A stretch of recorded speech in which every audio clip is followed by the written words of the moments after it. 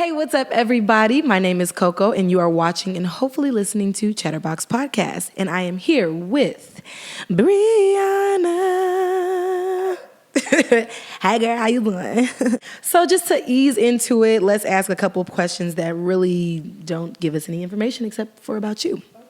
Okay, so what are you listening to right now? What am I listening to right now? I was listening to 24K Magic this morning.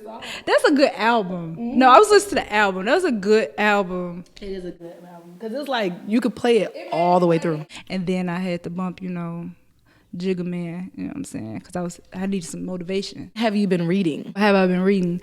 Yes. So I've been reading this book called Quiet. It is this book basically talking about introverts. And I personally identify as an introvert. So if y'all see me like sweating right now, like with all these lights and everything, I'm like, ooh.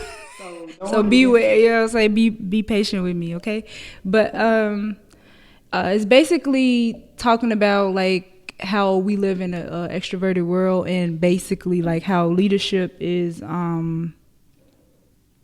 we're taught that leadership, in order to be a leader, you have to be like an extrovert, you know what I'm saying? Which isn't always the case. Because people think they're leading, but they're really just like being bossy, like in front.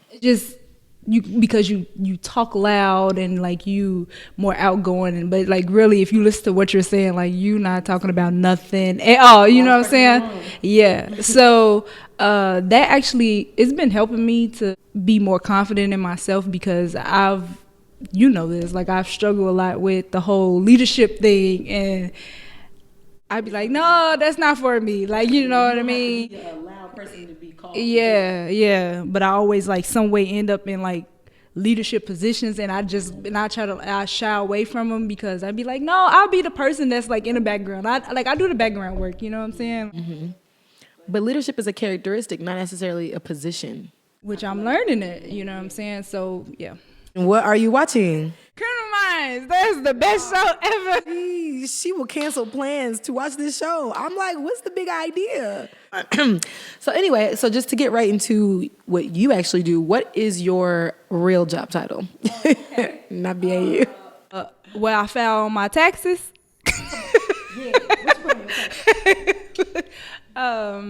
So I am a transition coordinator with Pilsen Wellness Center. And basically what I do is help people transition out of nursing homes into society. So helping them find housing, connecting them with resources in the community, things like that. Okay. And like first of all, why, I guess, did you choose to work for that place? Like I'm usually around like environments that's a lot of older people. I'm usually like the youngest person that's like in my department, and I'm usually like the only black person in my department. Where I've had experience where I've been like the only black person, or like the, stuff like that. But when I met the people at my job now, it was young professionals, everybody was so ambitious, and I wanted to be surrounded by that, the environment to help me grow. Okay, I see what you're saying. So my next question kind of, I guess, has to do, because what you do is you're placing these residents. So you are from Chicago. Yes, I am. Low end or no end. No options. Okay. South side's best side. But I don't know what all the other stuff y'all talking about. No, South side's best side, low end and no end. I don't know who she is right now. I told you, I don't know what's going on. Okay. Low end, no end, gang, gang. Okay. So you're from Chicago. How important of a part does Chicago like play in the work that you do? And yeah, I'm just going to leave it at that. Well, I actually moved back here because I had this epiphany, sort of speak, I guess. You know what I'm saying? God said he put something in my spirit, you know what I'm saying? But I felt like, especially where I'm from, born and raised on the low end, Bronzeville, when I'm speaking politically correct, we going through this whole gentrification situation, right? And it was important to me. I was staying in St. Louis, and then it was important to me to move back because I feel like and when I say we, I'm just meaning people from wherever you're from, should go back to your community and restore. And I know, like, the part of what I'm realizing now is like different incomes in Bronzeville. But when I was growing up, all I knew, I just knew what I saw, But it's important to like go back and restore the community and help the next generation, have those access to those resources and everything, so they can, you know what I'm saying? Because I don't know, like, I'm first generation, and a lot of people that I grew up with, I don't even know, like, a lot of them probably didn't even graduate from high school, didn't have the opportunities to go to college. And I thank God I had somebody, pushing me, and then God had his hand on me and everything like that. But just to be able to, like, that be an option, you know what I'm saying? Like, Even think that that's something that you could even do. Like let it be an option for somebody. Like, you can choose if you want to do it or not, but it's there for you. You know what I mean? Like you picked in the corner and have to choose one. So actually with my job now, I'm actually working in the community of Bronzeville. So that's pretty dope that it's like, I'm able to help the community in that way. Affecting the community, like, directly. Yeah, like, although, like, some of my clients are outside of Bronzeville, but it's important to me, like, that I'm actually stationed. Yeah, I'm stationed there. So you talk about community restoration, and you're actually doing some work with the community. So tell us a little bit about some of the things that you've been involved in as far as trying to do exactly what you're saying people should do for their communities. So I've been working, as far as like strictly Bronzeville, I've been working with this organization that we are creating. It's not officially trademark, I guess that's would be. It's in the process, an organization in the making. So tell us about what you guys do. Bronzeville Preservation. But we have been basically working on preserving history of Bronzeville. So one of the things that we've done is went out and like surveyed the land, and it's basically, in our community it's a lot of vacant lots, and with a lot of vacant lots there's a higher risk for properties to be torn down, demolished, you know what I'm saying? So we basically was like trying to create a survey of like what all the land is and find out a way of how we can preserve it. What can we do with it? Is it a way that we can save it? Because if it's a landmark, they can't tear it down, right? There's rules about that. Because they don't necessarily care about the places where you grew up. Like they come in and they do the business, like their mind. Let's build a Starbucks. Let's make a Whole Foods. Let's do this to somebody else's community, but that's not a community that they was raised in. And I can even say, like, the Bronzeville that I grew up in is different from the Bronzeville that I like work in now. And it might have been the same, but like I'm being introduced to a part of it that I didn't see when I was growing up. You know what I'm saying? Because we grew up in Robert Taylor, you know what I'm saying? So now I'm being able to like work with people and like see what the houses, these brick stones and everything look like, and that's pretty dope, To be able to do it as an adult too, and you understand what's going on around. Yeah, but sometimes it be feeling like the Twilight Zone, you know what I'm saying? Because I literally go from going from my auntie house, and then like literally it's just a couple of blocks, and right, everybody lives pretty close to you. Yeah, like you'll just see how much everything is changing, and I'd be just like trying to grasp like how to even operate, how to move in these situations, It's such a dramatic change from one point to the other. Yeah.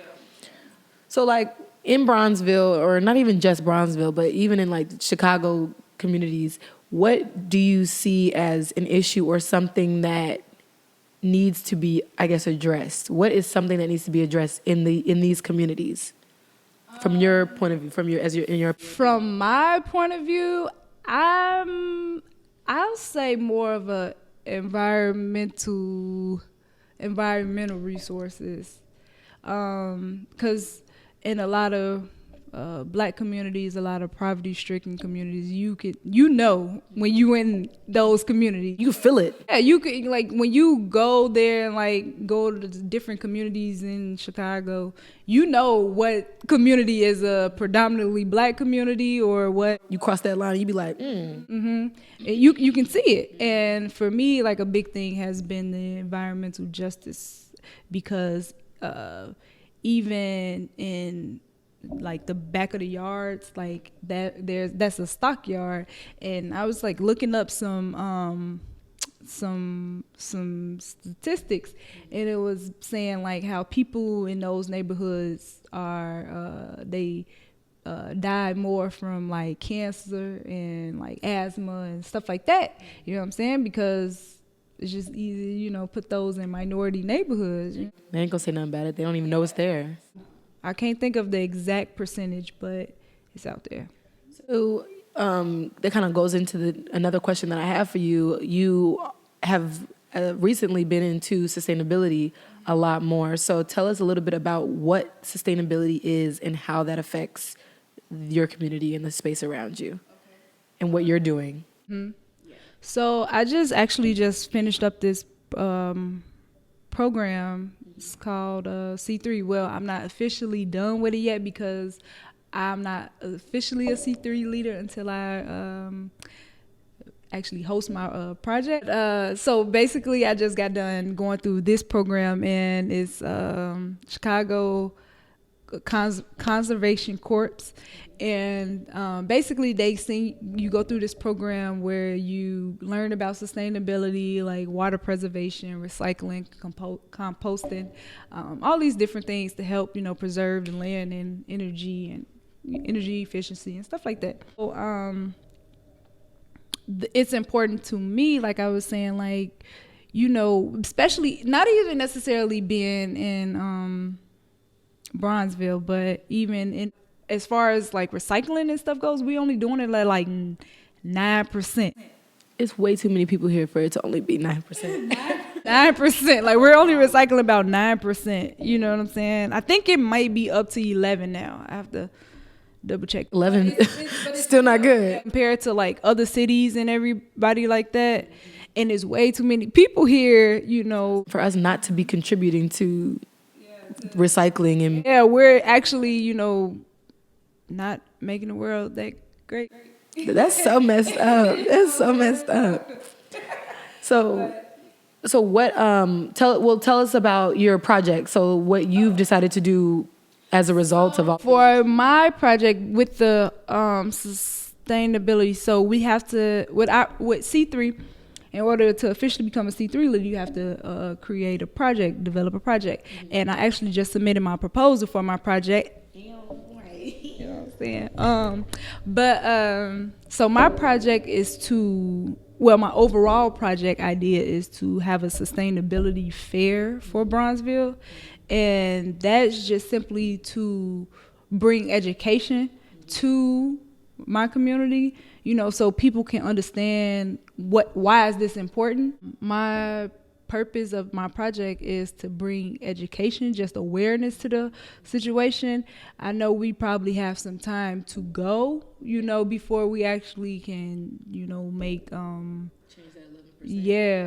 the 11%, but at least it's like I said, it's there. The resources are there. Like, this is a thing, you know what I mean? So the whole point is progression, Exactly. Because, even when you, like, I wouldn't even have known, I guess, and maybe this makes me slow, who knows, but I wouldn't even know, like, what sustainability is. I've never had a desire to look it up, to know what it is. All I know about is reduce, reuse, recycle. That's all I know. And I don't really know exactly how to do it most effectively, and I just don't know. And that's not something that I sought to go find. So if you bring it to the people, then they have no choice but to learn about, like, what's going on. And so I do think that bringing awareness will for sure. Really what it's all about, like, you know, just have the education there where you can learn about it. So it seems like, okay, well, first, before I get into this question, to dial back a little bit, what is your degree in? Oh, I got my degree in psychology and my minor is in Black Studies. Okay, perfect. And it's so crazy because, like, first of all, everything that you do, and I know because this is my friend, but everything that you do really is connected in so many ways. And I think it's everything that I'm trying to do with this podcast. And so you said your major was psychology, minor in Black Studies. You're doing work for sustainability to help improve the environment that you are in. And you're working in a place that literally places these residents in spaces to benefit them and their families. So everything that you're involved in is literally directed at the community.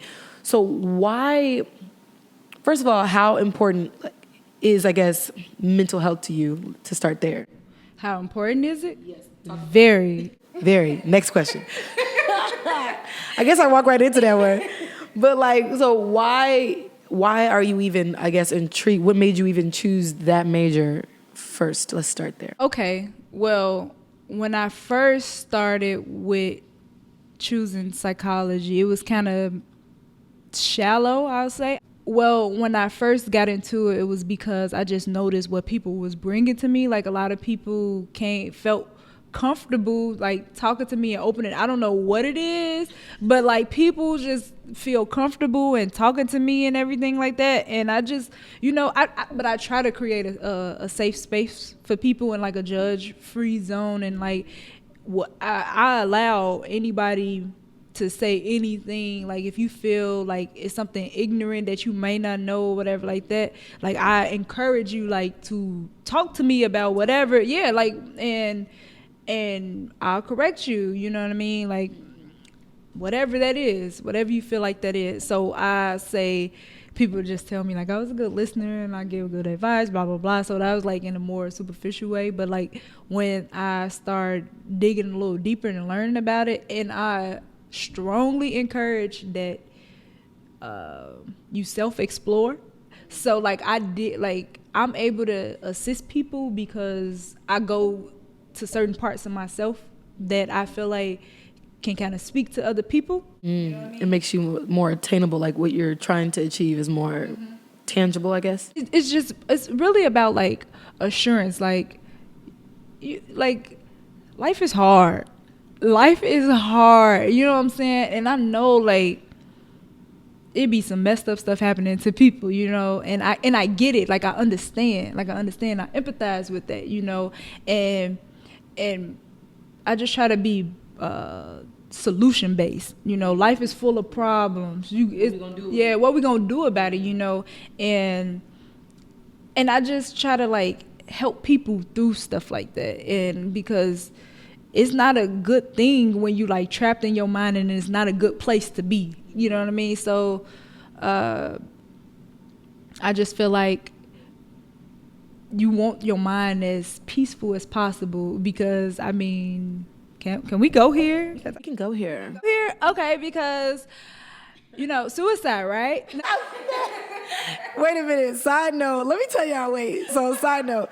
Brianna, we will be at, like, a bar, right? It'll be Super Bowl Sunday. We'll be at a bar, and everybody be just having a good time, like, you know, having beer, just talking, chopping it up during, like, halftime. And she'll be like, guys, so what do you think about suicide? And we'll be like, Brianna. But then it'll be somebody over when I'm, like, by myself, somebody will come over and be like, yeah, so I really, like, understood what you were saying, and, like, I really just feel like, I'd be like, yeah, I know, I felt you, so that's why I just put it out there. Right. Whoever caught it, somebody was gonna catch it. I knew it. I don't know who needs to hear this. To hear it. I knew it. I felt it. I be feeling it. No, seriously, I just feel like,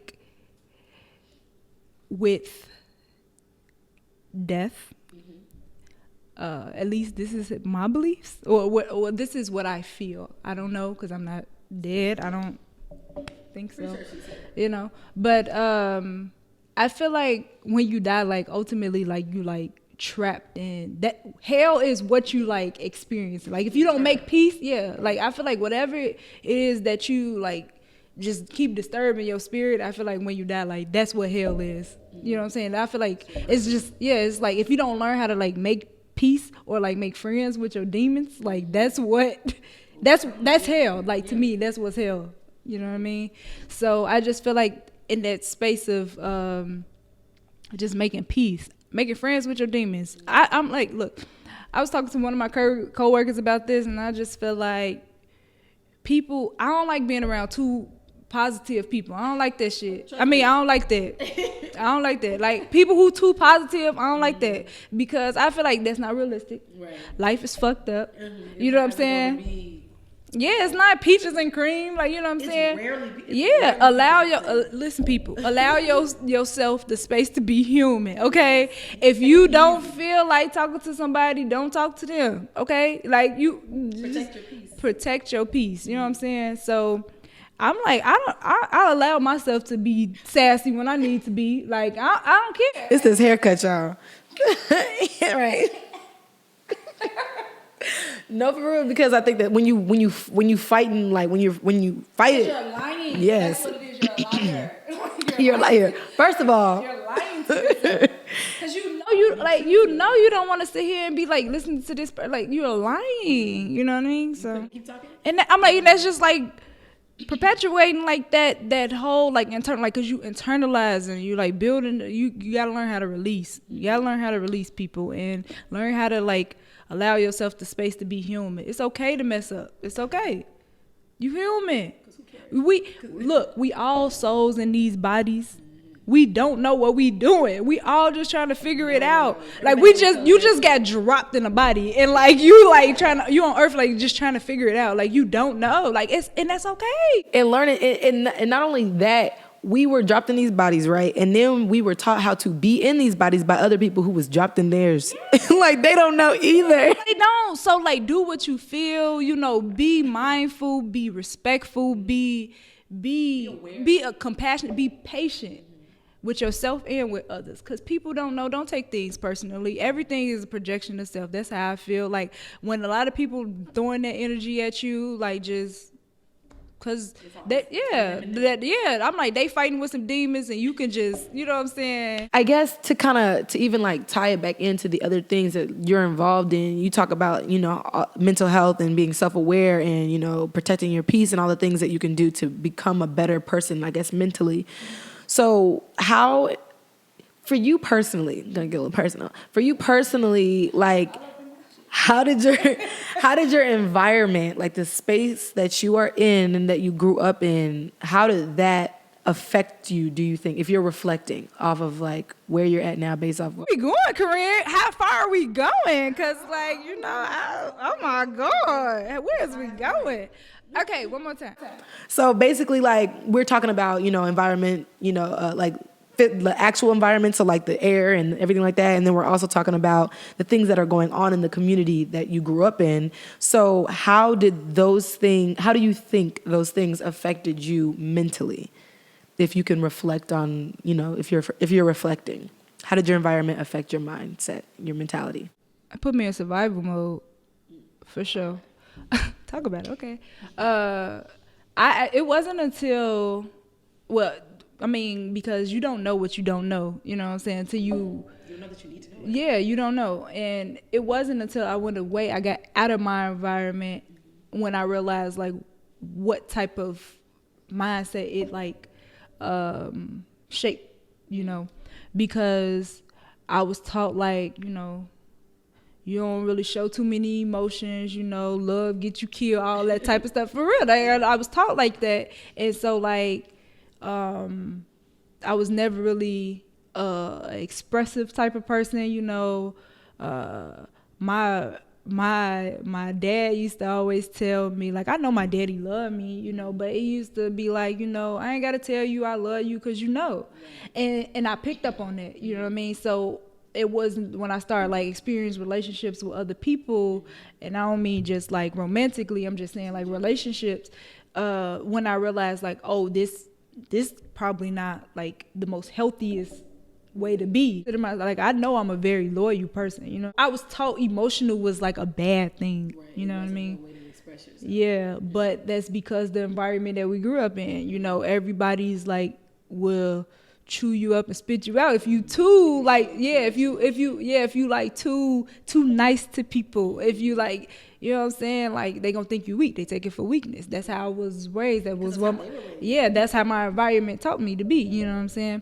But it wasn't until I got away from my natural environment when I realized like this ain't how I have to live my life. You know what I'm saying? This is not how I have to be. I learned how to be a little more gentle with myself, a little more open with myself, a little more expressive with myself and other people. You know, I was able to just create that space. And once I learned how to create that space from within, I was able to like show it, externally. I like that you said that you had to get away from your environment. You had to like almost like take a step back, like when you went away to school, to even see that was what was going on. How did you navigate through that? I guess so you took a step back.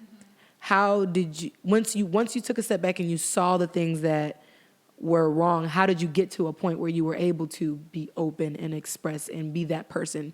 What are some of the things that you had to do? I went on this whole journey first of identity. And it first started with my blackness. Like, okay, what does this mean? You know, I grew up in predominantly black areas and neighborhoods, so I didn't know that was not a thing until I was like taken out of the environment. So when I went to a PWI, then I'm real like seeing how much blackness is a thing. Like, you know what I'm saying? I'm like, okay. Like, I mean, I always knew I like black, you know, and all this stuff, whatever, but I didn't understand what they call woke. I wasn't woke. You know what I'm saying? Yeah. But even then, because even when I was in high school, I was still like around a lot of different black people, but I learned in high school that it was Kenwood, you know what I'm saying? She'll want to be. It be your own friends. I went to Kenwood. Y'all remember? Manuka. It's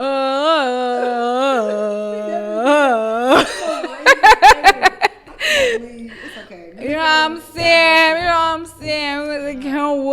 Went to Kenwood. Me too. You said just plain. Yeah, because you didn't go there.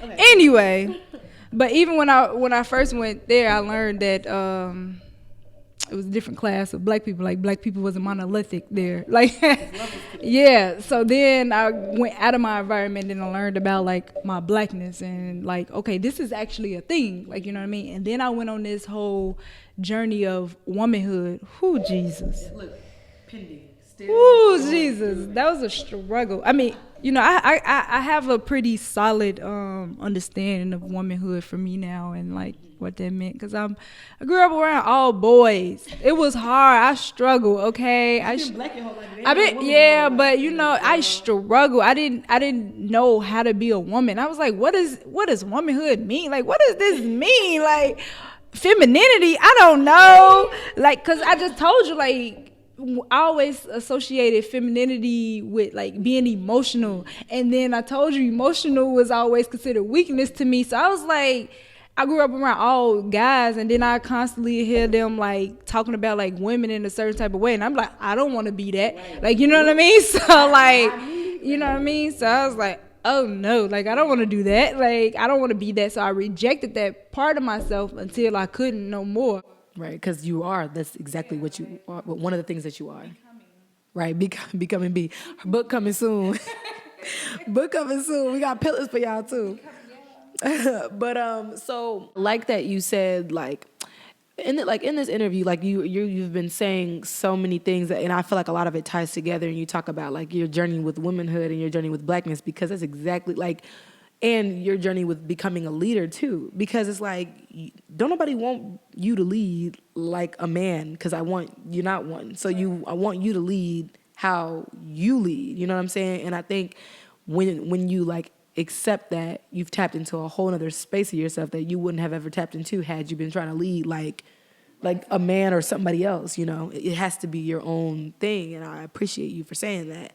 So you speak about you want to have your own spot. That's what you just basically were saying. So tell us, first of all, what is your goal, your overall goal with everything that you're involved in? You're involved in sustainability and preservation of your community, mental health, placing people in the spaces that they would thrive in. So what is your overall goal with your life? I guess your career. I know it's a big question. I could say career, but I mean, it's interchangeable. So my overall goal is to just, like I said, be progressive, add to the progression of my people, to just show love, I guess. Like, I know this might sound cliche or whatever, but I just feel like we so cold. Like, we so cold, and we like deserve so much. And I just want people to like understand that and like know that like you are worthy. You know what I mean? Like, we deserve that. We as in black people, everybody else too, but black people. right. Look, this podcast is for us, by us, but anybody else can listen and you can learn. So then, what can people expect from you? I guess on a more tangible level. Then, like what you talked about, opening up your what are some long-term goals that you have with your career? Well, I want to open up my own private practice. Y'all come see me. You know, if y'all want to do therapy with me, y'all. She good. Like, she's been my therapist for about 9 years. Yeah, you know. Personal therapist. But I also want to. It's okay. I pay her in gum. Yeah, she do. Trident. Yeah. My goal, would be so dope. I always felt like I always wanted to build a community center like on the land that our buildings was. I'm from 45th. So where our buildings was at, like I would want to build my community center there, because I always like to. In my mind, it'd be like reversing what society like did to us. You know what I mean? Like with the projects, the cliche, like, oh, you know, all the killing and everything like that, all the drugs, blah, blah, blah. You know, and like the community center be like reversing that and like creating. Yeah, you know what I'm saying? That's what but I heard they starting to build, you know. Her whole idea trademark pending. So she gonna do it in a few little, whatever, in a year or so. It's gonna happen. Trademark pending. Don't be trying to buy her idea. Well, that is beautiful, and I appreciate all the things that you are doing for Black people, your community, and just people in general, because it's the gift that keeps on giving when you teaching people how to, like, I guess, fish, so that they can go and feed their communities and stuff like that. So I appreciate that. But just to close out, I've got some questions that have nothing to do with this interview at all. But it's just, you know, more personality questions, get to know you, and answer them as quick as possible. No pressure. Your favorite color? Like a burgundy type of color. You know, I like earth tone colors, little fall colors. Okay. Gum or mints? Gum. No. Summer, fall, spring, or winter? Fall, you know. You know we don't have that here. And yeah, I know, right? Like we had fall for like 2 weeks. Yeah, fall for 2 weeks. It was like 60 degrees and it was 20. Right. I could do spring a little bit too. You know, I'm a spring baby. My birthday in April. I'm a Taurus. You know what I'm saying? You know, but you know, it be raining on my birthday every year. Every year it pours. It rains on my birthday, and I just be like, it's whatever. Showers bring May flowers. So fall and sometimes spring. The moon or the sun? I'm not gonna explain, but I'm not. The moon. Okay. A birthday dinner or a party? Dinner. Birthday dinner for sure. With like 5 people. That's it. That's all we need. That's all we need. Your favorite music genre? My favorite music genre. It depends on who I am that day. You know, I could be Lazaria, I could be Bianca, I could be B, I could be Brianna. It depends. Lazaria is her alter ego for the record. But you said your genre depends on, okay, who are you today, right now? How you feeling? Today, I'm feeling a little B-ish. Okay, so what music genre does B like? B is typically a little calmer. Can be a little sassy sometimes. We gonna go with hip hop, and we gonna go with a little soul, a little neo soul, a little R&B or something like that. Nas and Erica. This might air after the concert, so Cause I love him. That's my man. she's so weird. Nas is gonna see this. Okay. Nazir, Mr. Nas, if you see this, look at. I'm not editing this out either. Nas, if you see this, you see what I deal with. You see what I deal with. This is. I'm just saying. I knew a man when I seen one. So yes, her genre today is hip hop and soul, and Nas, you are her man. All right, it is written. All right, well, thank you, Brianna, for speaking with me. I appreciate it. And again, my name is CoCo, and this is ChatterBox Podcast. Hey.